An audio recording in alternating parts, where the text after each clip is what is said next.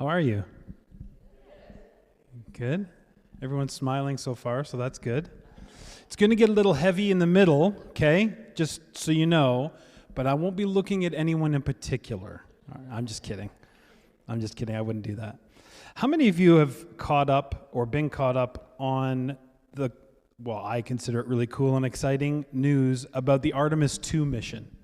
Anybody know what that is? So after 50 years, the United States has sent a manned crew back to the moon. And there have been some cool things to go along with that. One of them I may mention here, but I usually can't get through it without crying, and I'm just a softie, so you'll just excuse me. But yeah, it left April 1st, which I thought was a poor day to launch, because there's already enough people who are like, it's so fake. Nobody's gone to the moon. The moon doesn't exist. It's a big spaceship, right? It's like there's all kinds of different theories out there. And but they launched April 1st, and they got home on the 11th, I believe. They splashed down.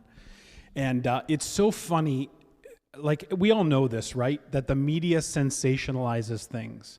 So every trip to the moon, every trip to space, that's not the space shuttle. So the space shuttle last flew in 2011, if you can believe it. Like 15 years ago was the last flight of the space shuttle. And if any of you are like me, I'm like, oh my goodness, I remember that. That was so long ago. That's 15 years ago. But the media seems to sensationalize it. I started getting notices on different social media platforms from news agencies going, crew is worried.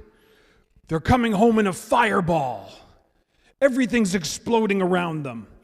It's because it's really hot. Before April 1st, they expected it. They expected that when they would come back to Earth, there's lots of fire. If you think of, if you've ever skipped a rock across a water, anybody ever done that? You skip a rock across the water and you see the little waves it makes as it skips across, right? Well, that's friction. That's what's happening, right? And so where we live has lots of air, and you throw something little tiny with 4 people in it really, really fast, and it skips across the atmosphere. And anyways, this isn't science class, but I'm just really excited about this. I've always liked space. I've always looked to the stars. I grew up, some of you know this, some of you don't. I grew up in a very rural area, about an hour and a half north of Ottawa. And it was very dark, so you could see the Milky Way on a regular summer night. You could see all the stars. And so it just captured the imagination for me, and it captured wonder for me. So it's kind of cool seeing the Artemis II mission. It was a 10-day mission, and during the 10 days, they flew 4,000 miles farther than any human has ever been. So there have been people who've gone to the moon, but in this case, and if you're trying to picture how far is 4,000 miles, it's about from here to Rome, okay? So if you think the furthest person was ever in Stratford, what they did is they went to Rome. That's how far they went around the moon, further. And one of the things that really touched me, I actually posted it on one of my platforms yesterday, and this kind of chokes me up a little bit. I'm going to say it, and you're all going to be like, that choked you up? Wow.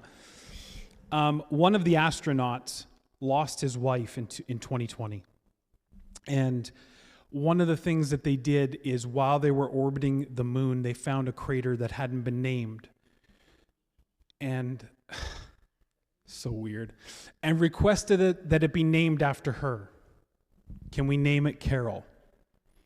And so there's a crater now on the moon named Carol. And so I put that on my social media, and I just put for Carol, and I thought I was being really artistic and deep, and people are like, who's Carol? And it's like, okay, I get it.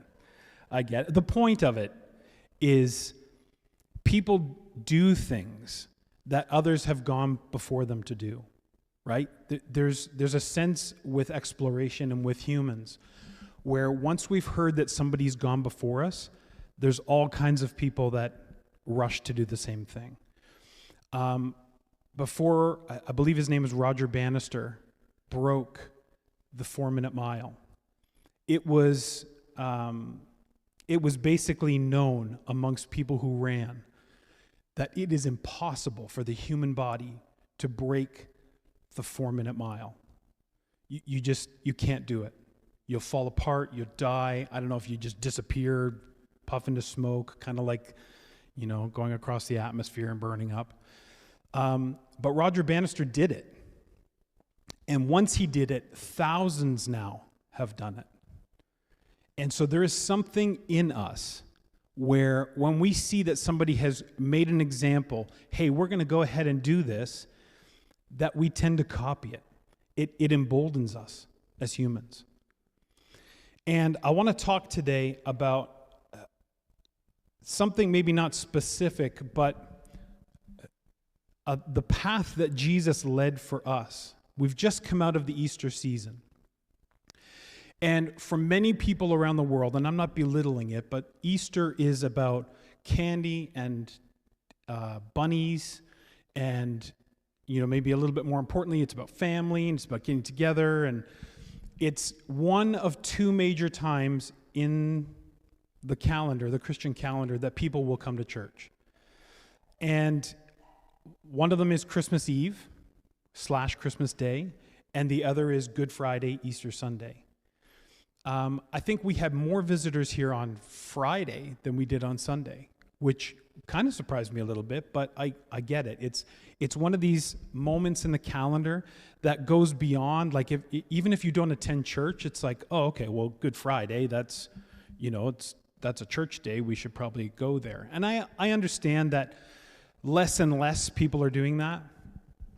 But we tend to get in our minds this idea of Easter being the event. And to be quite honest, Easter was not the event. Easter was an event. Easter was a very important thing. Jesus dying on the cross, very important. Okay, so I'm not belittling that. Remember a number of weeks ago I said, and I'll say this a number of times, don't hear what I'm not saying, right? So Easter is very important. But more than that is what Jesus made a way for at Easter. And the connection that we can have with the Father now because of Easter. And specifically, I don't know, I'm just presuming, but I don't know if there are any Jewish people in here today. If there aren't, well, I'm going to assume most of us are not Jewish, but we can actually connect with the Father now because of what Jesus did. Now, I could probably make an argument that it wouldn't mean that you would have to be Jewish to connect with God, because all through Scripture there are non-Jewish people who God sees favorably. So that's another message for another time. But Jesus, in what he did, going to the cross, dying for us, laying down his life for us, basically wasn't just meant as something to do for us, but to prepare a way for us to do ourselves. Now, I'm not going to get in, we're not going to all have to get up on a cross, okay? Even though Jesus is saying, deny yourself, take up your cross, and follow me. It's a bit different, okay? He's made the ultimate sacrifice so that we can follow in his footsteps. Most people leave Easter inspired and then show up Monday morning and continue living their lives the way it was always lived. And that's not anybody's fault. I think we've been, conditioned to do that. We've been conditioned to celebrate this one big day and then, okay, here we go, back at it. Oh, I got to clean up the house now, Couldn't they have done their own dishes, right? All of this type of stuff. Because work never stops. We never stop doing things. We never stop preparing things. We get fired up for what Easter represents, but but maybe we're still a little bit afraid about what we should do. Maybe we don't even know what we should do. We're sent. We're meant to walk in the same steps that Jesus walked in, but we don't know how. We don't quite understand. Now, if you read your Bible every day, and this is like, by no way am I pointing a finger at anybody, because, man, that's like, even after, I don't know, I'm 47 now, but, for 47 years I have, this has been the one thing. Okay, I need to read the Word every day. Okay, here we go. As a little baby, Mom, I need to read the Word every day, right? Maybe not exactly like that. But if we're really meant to follow Jesus, then there's a few things that I want to share today that might encourage you a little bit. That might help you a little bit. We treat Easter like the finish line, but really Easter was the starting gun. But before Easter, let's start there. There's a promise. And this isn't a promise like at Christmas time when you hear the promise, you think, oh, the promise, it's a little baby wrapped in swaddling clothes, and we get all, you get the Christmas lights and the snow, and it's like, oh, this is so nice. This promise is a little bit more jarring. John 16, verse 33, Jesus says, hey, gather in, everyone.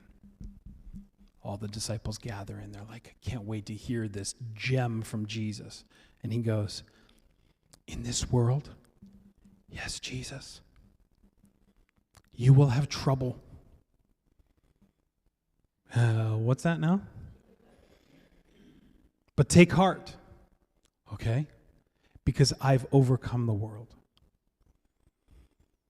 This is your promise. Your promise is, when we leave here today, you're going to have trouble. But isn't Jesus supposed to make everything better? You will have trouble. My life isn't going really well. How come? Pastor Matt, how come my life isn't going really well? Well, because Jesus made you a promise, and the promise was, in this world, you will have trouble. But take heart, for I've overcome the world. Jesus said this before he went to the cross. This is what we know as faith. Being sure of what you hope for, knowing what you haven't seen, being certain of it. Jesus had faith in the Father, whom he was close with, whom he walked with. And so he could say, this world you will have trouble.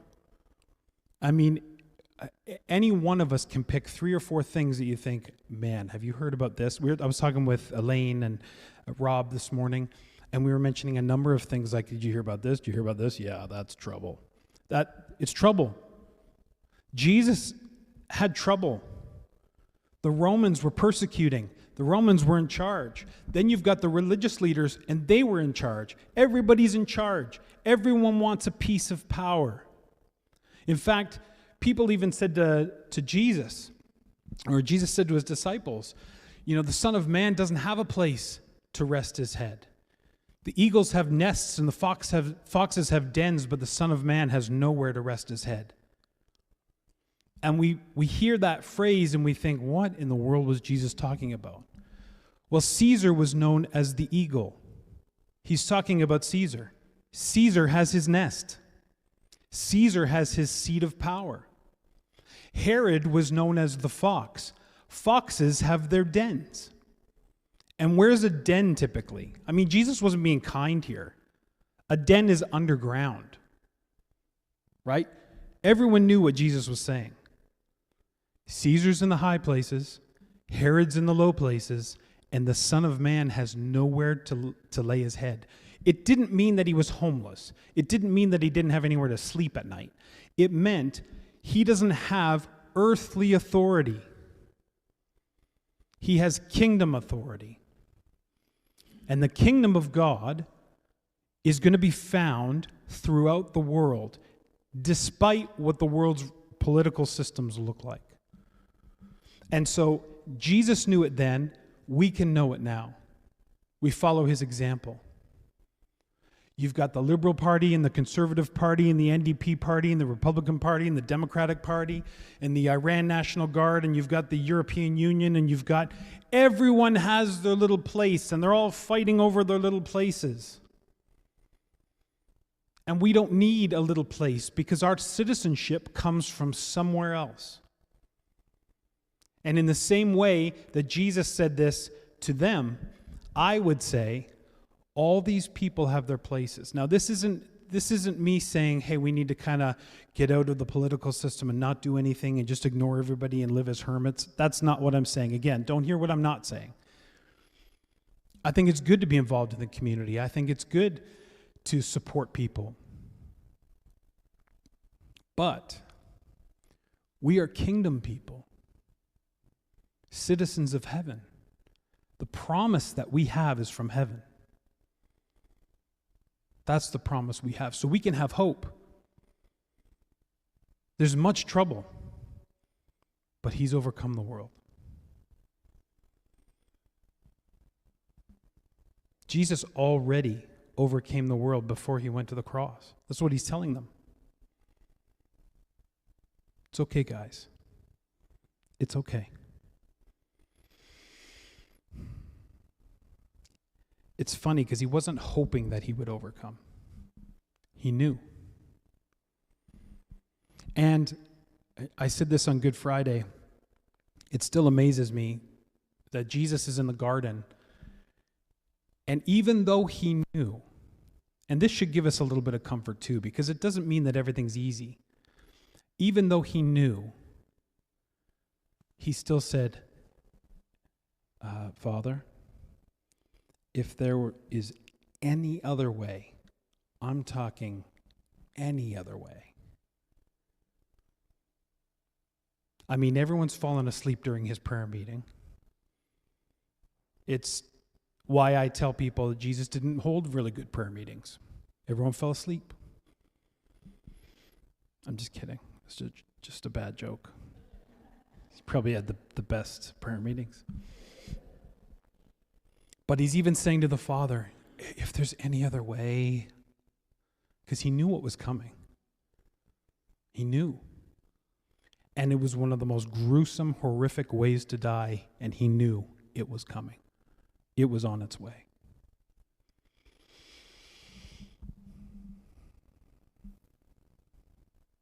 So here's a question.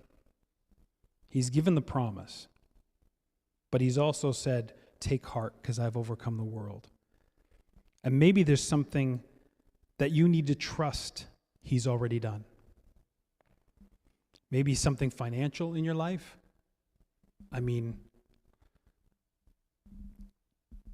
try and buy a dozen eggs anymore. Like, try the prices of things, right? I'm not going to get on this, but what in the world?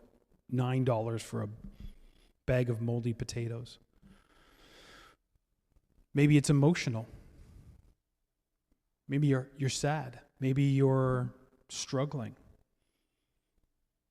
Maybe your heart is sad. Maybe it's relational. Maybe there's a relationship with a parent or a brother or sister or a friend or a child that's broken. Maybe your heart's hurting that way. Maybe it's an identity issue. Maybe you don't know who you are or what to do. There's so many people. What do I do?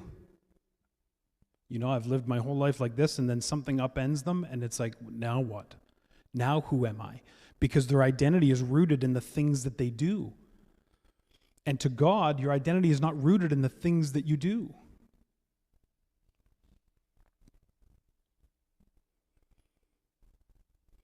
Jesus gives us proof. So the next point is proof. Here's the proof. He changes the equation. 3 days after he's murdered, killed. And I would even say 3 days after he's laid down his life. Because that's really the difference. Sometimes if you take a look at something happening to a person, the difference can be as subtle as in their own mind. Am I getting walked on, or am I laying down my life? The action looks the same either way. But in how you position your mind, you can change the outcome. So Jesus didn't get walked on. He didn't get beat up. He laid his life down. And he knew this was part of the plan. And 3 days later, the promise is proven. 3 days later, the disciples start to see that what he said was true, that he has overcome the world.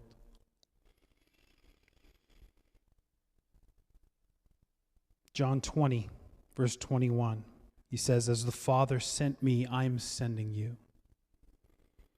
Right? So he's paved the way for us. He's made a way for us to be able to live a life that lays down for other people. He doesn't say, go figure it out. He says, as the Father sent me, I'm sending you. So he doesn't leave us alone. He doesn't say, you're going to have to figure this one out, guys. I got my life, but you're going to have to figure your life out.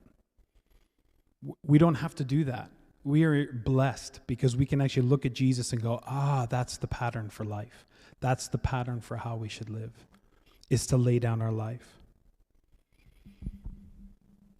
And Jesus wasn't sent into royalty. He wasn't sent. It's funny because Palm Sunday, we celebrate Jesus coming in triumphantly, and people are laying down palm branches, and they're all excited about him. But the next week, he's being cursed and spit on and ridiculed. And it's a completely different group of people that are treating him horribly. But even his closest people are forced away from him. Peter, who's cutting off people's ears to protect him, is now turned around and gone, I don't know who that guy is. What? Jesus? What was his name? I don't know.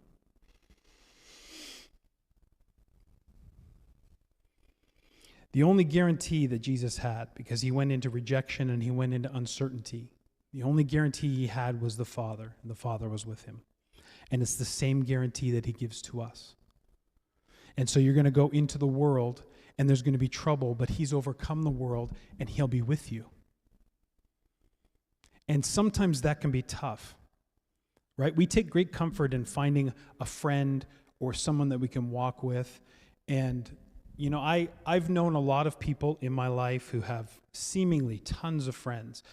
But I'm more and more convinced, the older I get, that most people have a few friends, lots of acquaintances, maybe a few enemies. But for the most part, people aren't really thinking about you. And I'm sorry if that's harsh. I'm not meaning to be harsh. It's something I'm coming to. Maybe I'm wrong. Maybe I'll be proven wrong. But most people are not thinking of me, right? We have a few friends that we can keep close. And even in this, Jesus is saying, you could be completely alone like he was, and the Father is still there. So we have a couple barriers in following Jesus. And the first one is we don't feel qualified. I've felt this. I don't know if you've felt it. Who am I? God, who am I? I grew up in the Ottawa Valley, in Pembroke. Not even in Pembroke. If I'm going to be honest, I grew up in Allison Fraser, okay? It's a suburb of Pembroke. Pembroke only has 14,000 people, and yes, it has suburbs. Allison Fraser, right? I didn't have an address growing up. I had a rural route number, 6. I lived at number 6, rural route 6. My dad's name was J.R. Robinson, John Ralph Robinson. Everyone called him Ralph Robinson. Coincidentally enough, 8 doors down at RR number 6, there was also a J.R. Robinson. Completely unrelated. Like, even the Robinson family, their family came from like out west, and ours came from like Beachburg, right? Like not even connected, but 6 doors down, once every 3 or 4 weeks, we would walk down. Hey, you got any mail for us? Yeah, we got some mail. You just flip it around. And I'm sure each of you have your own story of why you think you're not qualified. Maybe it's because of a talent you don't have, or how you look, or how you feel, or where you came from, or maybe you don't speak English very well, or maybe you do speak English very well, but you don't speak another language very well. And like, we create these barriers. And the one of them is we don't feel qualified. But Moses had a stammer. Ezekiel was weird. Have you ever read Ezekiel? I challenge you to read Ezekiel and come away with that thinking, that's a normal guy. He's not normal.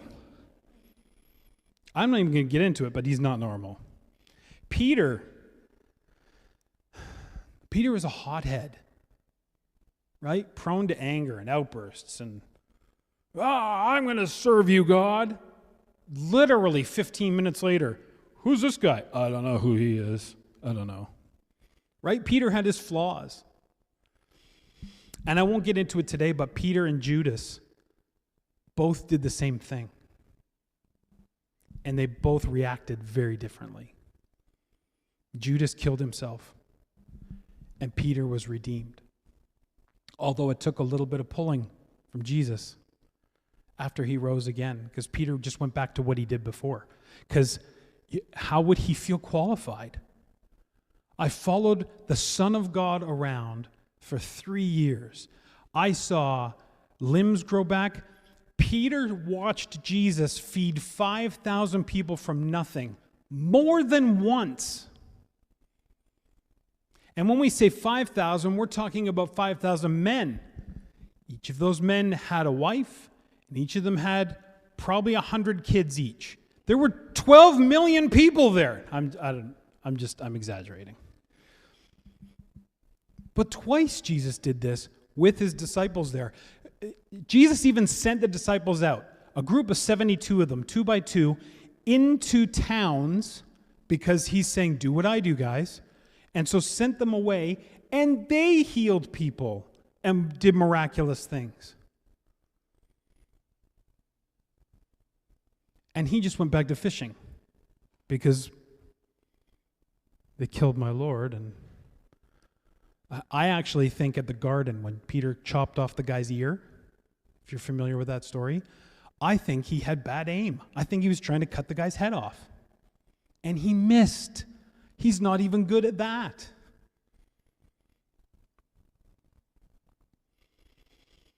The first person to appear to Jesus after he rose again, do you know who it was? Mary Magdalene. Who's Mary Magdalene? I'm not saying this to be rude. She's nobody. She's not Herod. She's not Nicodemus, who's on the ruling council. If Jesus was trying to get big press for what's happening here, he's not doing it very well. But that's not his goal. That's not his thought. That's not his heart. His heart is to encourage his people, to qualify the people he's called, even when they don't feel like it. 1 Corinthians 1 says, Paul writes, he says, God chose the foolish things of the world to shame the wise. So if you think that you need to hit a certain level before God can use you, or before you can follow in his steps, or you can do what he's done, you're wrong. And I mean, this is a little bit of a hit sometimes to ego, because it's like, I want God to use me, but it means I'm foolish. God.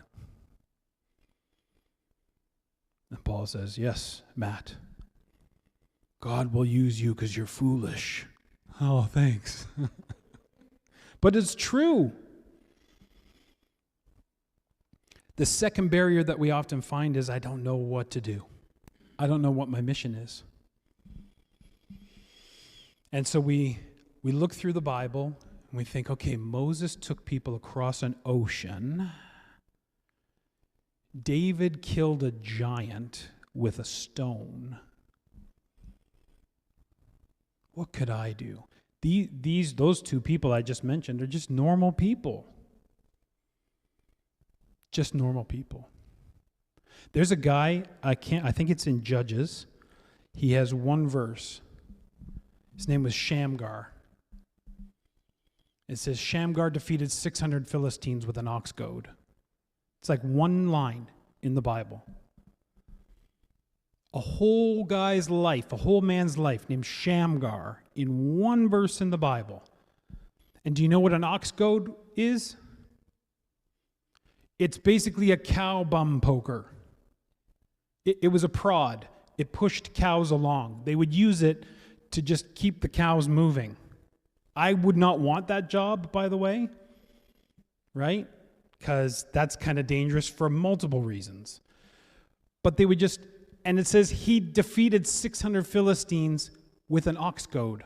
That's all, the only line in all of Scripture of Shamgar is this. And so we think, I don't even know what to do. Shamgar just picked up a butt poker and went for it. And we make things so complicated. Just think of Shamgar. The next time you're like, but I don't know what to do. I don't know what to say. I don't know how do I share my faith? What are the 4 steps of the spiritual laws? Do I just pick up a butt poker and go? He's made a way for you. But I might make a mistake. You're going to make a mistake. You're going to say the wrong thing. You're going to have to apologize sometimes. Man, I apologize like every day to my wife. Hey, sorry about that. Probably sometimes, definitely sometimes more than I should. Sorry about that. Sorry. I don't know what my mission is. Start small. You don't have to win the world. You don't have to be a super Christian. You don't have to show, you're going to encounter people who are smarter than you, who know more than you. And they're going to say things that in your gut, you're going to be like, I don't think that's true. But they're going to have all the logical proof for why it should be true. And it's not to give up at that point. It's just to say, you know what? I don't know how to answer that. I don't really feel like that's true, but I'm going to need to research it on my own. That's all you say. And if they start going on to, well, you need to change your mind. Listen, Rome wasn't built in a day, buddy. Just give me a chance, right? You might have to say that.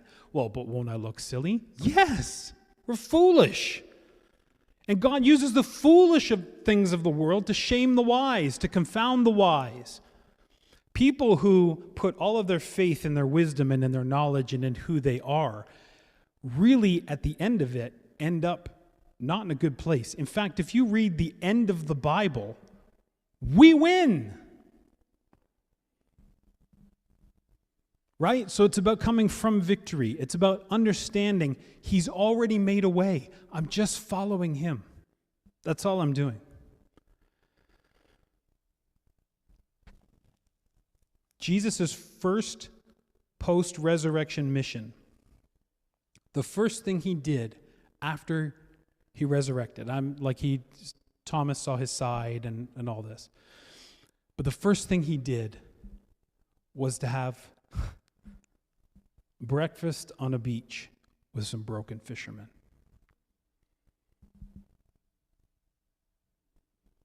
I can't imagine how much of a failure Peter must have felt like. Not to mention the rest of them. To travel with somebody, I don't think we really understand the depth of relationship that Jesus and His 12 disciples had with each other. Because I don't think we have relationships, I'm just speaking for me maybe, but I don't think we have relationships that deep.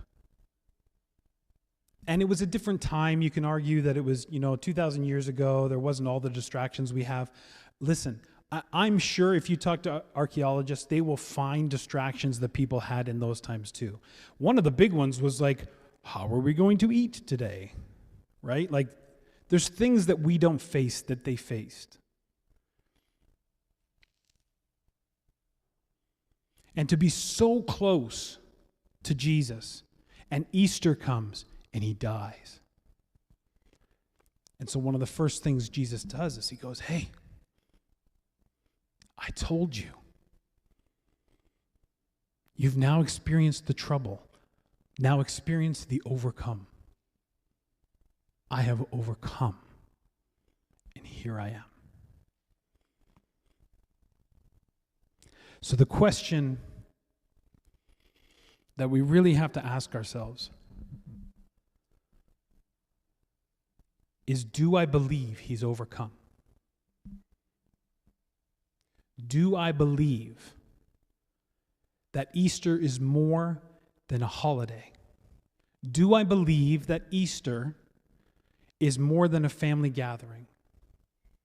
Do I believe it was a pattern and a way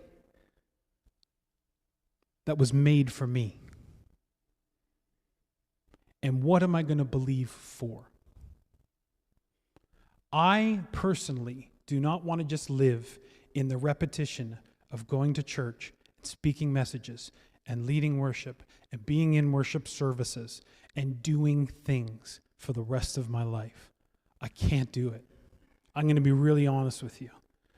I have lived my entire life in church, and it's really tiring. And I've met some of the most amazing people as I've lived my life in the church. And I've met some of the most terrible people. And sometimes I just want to go, there has to be more. Mac, you posted a picture this week of you after you were hitchhiking. And I love the little write-up that you gave, because in it, you talked about, here's this kid, it was like, what, early 80s? Was that picture? 74. Okay, so 4 years before I was born. You posted a picture of yourself, fully adult. Great. But one of the things that you said was you couldn't just sit still. And I think in that generation, there was this stirring. I think there's a new stirring today. I think people are getting tired of just doing what we've always done.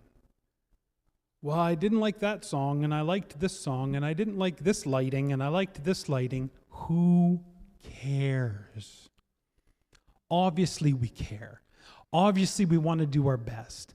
So don't hear what I'm not saying. But there has to be more.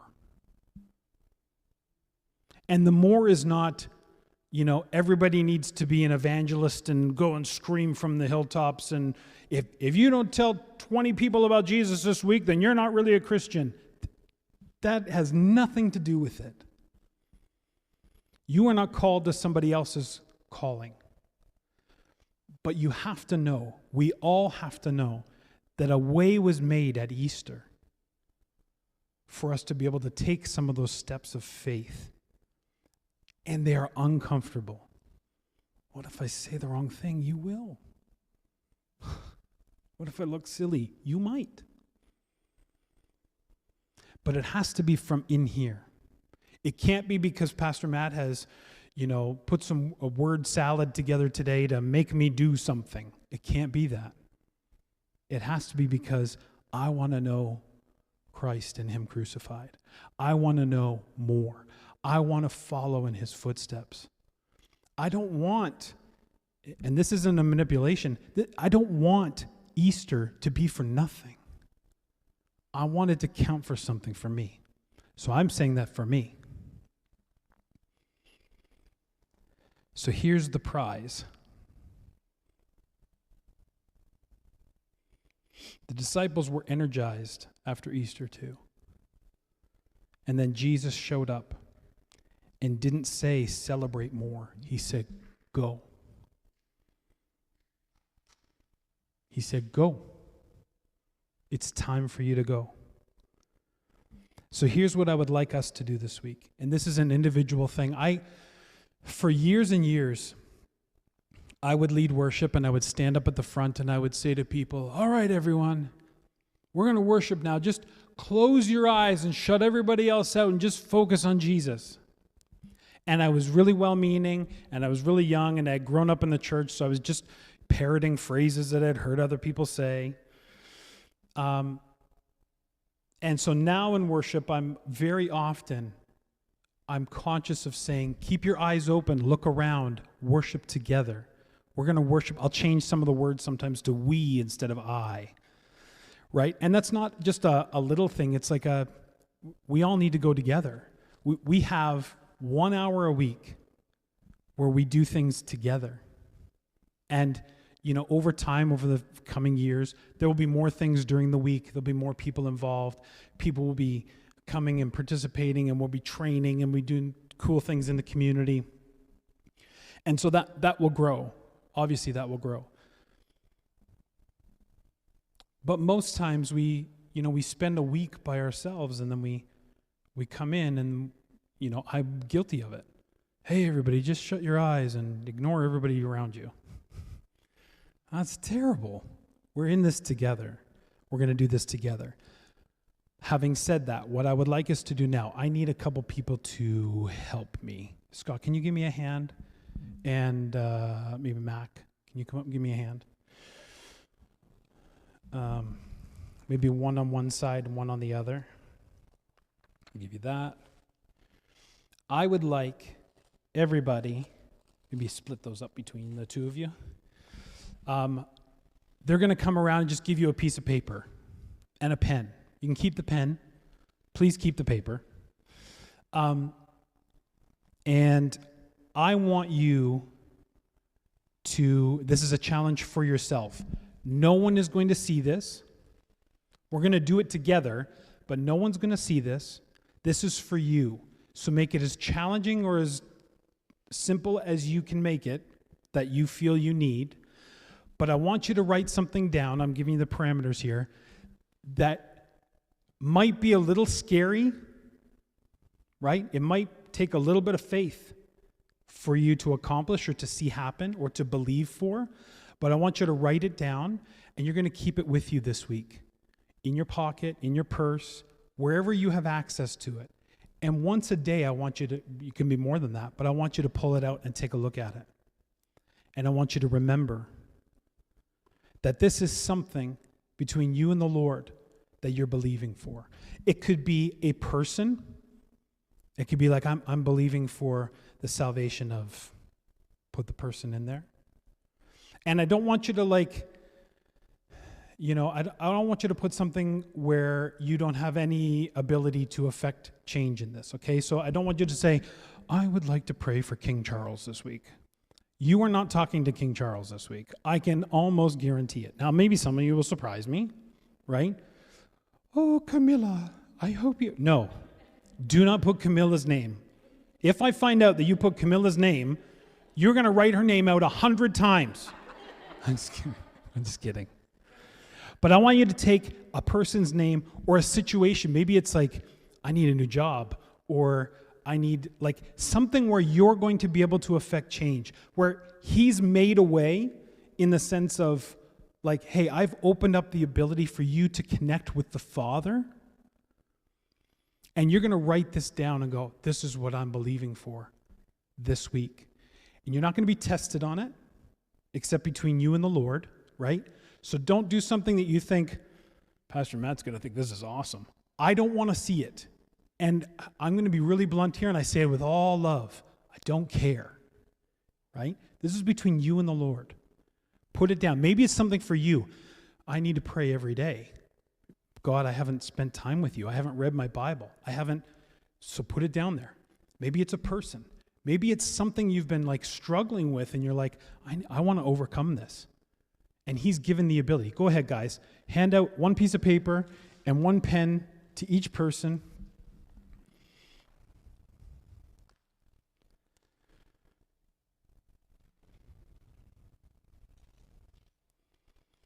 Jesus didn't say to take courage because he said the road would be easy, right?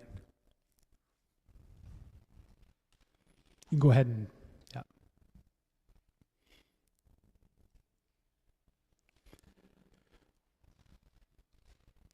The question is, if I actually believed he's overcome, What would I stop being afraid of? Put on the prayer one, not the pre-service one.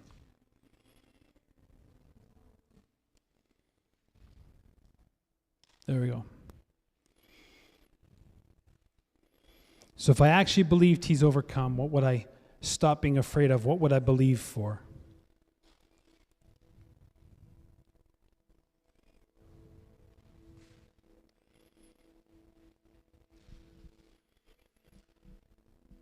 Second Chronicles 16:9 says, "The eyes of the Lord range throughout the earth to strengthen those whose hearts are fully committed to him."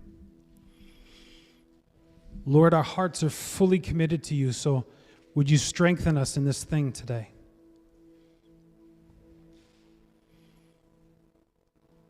This thing that we're going to do, this stand that we're going to take, this person we're going to pray for.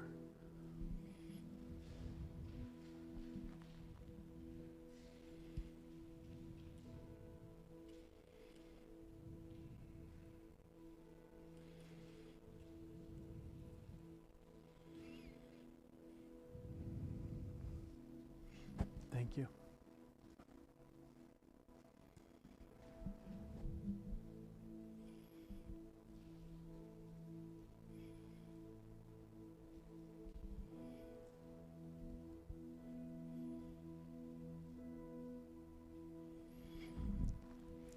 Make it something that you'll do, someone that you will pray for, but a bit challenging if you can.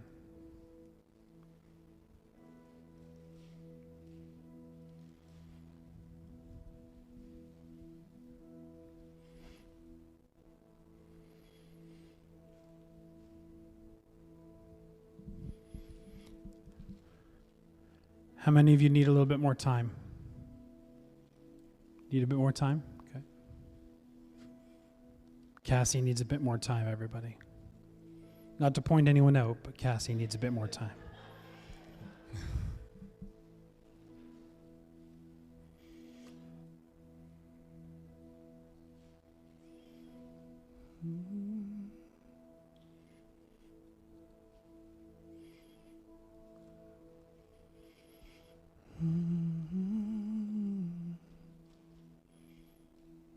You are my all in all.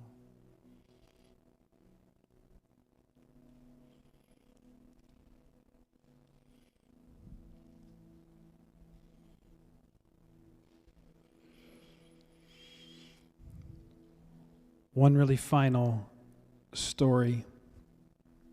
When I was 15, my friends and I, and by me sharing this story, I by no means am condoning or endorsing anybody do this at all. But my friends and I found a bridge between Ontario and Quebec that was just the right height to jump off of.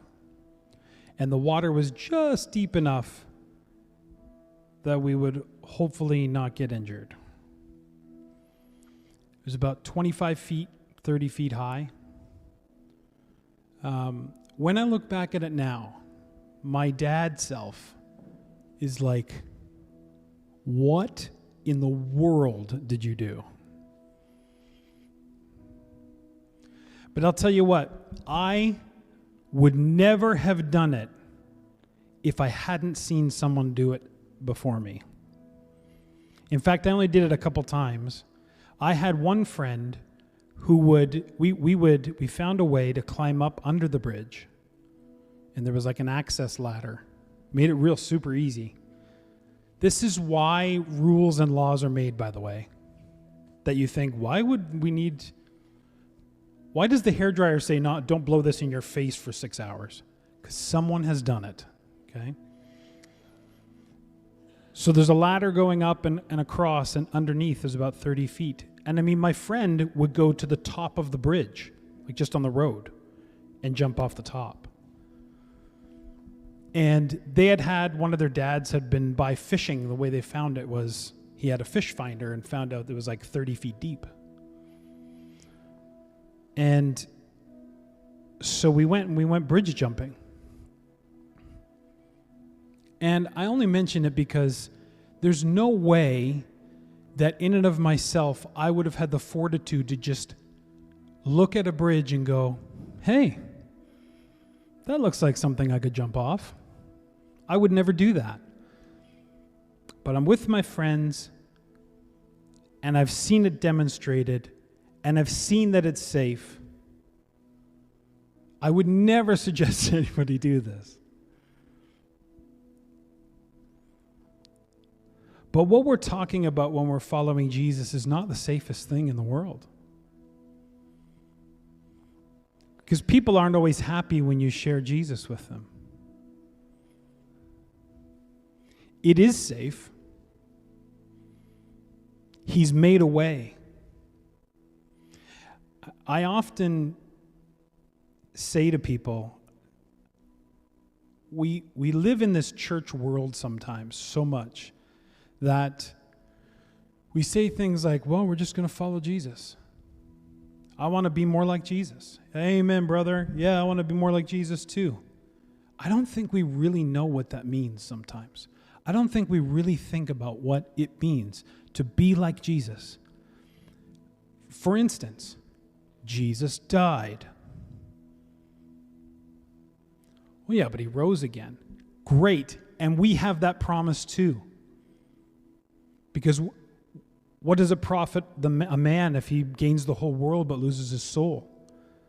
But when we're with Jesus, our soul is with him. It can't be touched. We may lose our bodies. I have friends who, I can't even tell you where they are. They're not in Canada. They're in other parts of the world. I can't mention on anything that's being recorded who they are or where they are because of the risks that they're taking to share Jesus with people. And I think of these people and I'm like, I find it difficult to talk to my neighbor Dave. And they're putting their lives on the line for Jesus. And not just for Jesus, but for those people who deserve to know the peace that I know, who deserve to know the joy that I know, who deserve to know the purpose that I know.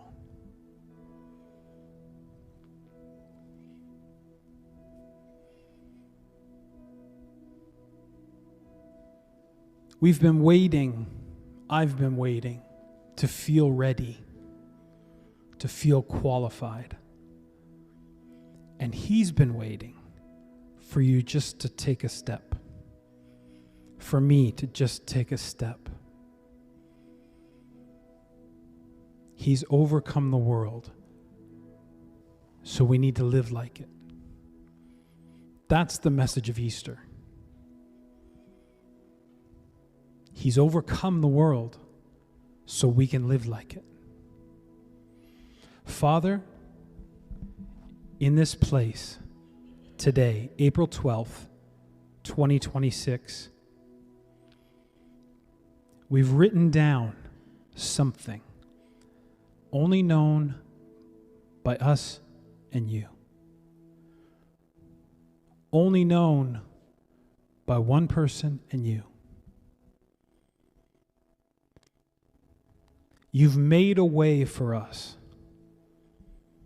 When there seemed to be no way, you made a way for us to be so deeply connected with the Father. Help us to live like we believe in what you've done. Give me the faith this week to act boldly and courageously and lovingly. And I know I'm going to mess up. And I'm not trying to, but I take comfort in knowing that you're right there with me. You've not only made a way, but now you're going with me.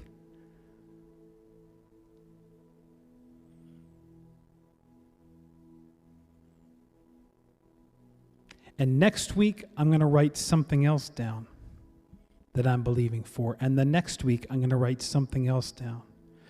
And so, Father, I don't I don't have delusions in my mind of thinking I'm bigger than I am. I struggle even with feeling qualified sometimes, but I know that through grace and through faith, you can use me however you need to use me. Use me in my sphere. Use me in my circle of friends and family. Use me to accomplish your kingdom on earth as it is in heaven. Thank you. Thank you for your grace. Thank you for your mercy. Thank you for your patience with me. Thank you for your love for me. Help me this week. In Jesus' name. And everybody said, amen. Amen. I can't wait to hear next week how this week went. I really, more than just an illustration or a little, sermon type thing, hold on to those papers this week. Do your very best. Do your very best. That's it. That's all you have to do. And just learn to rely on Him.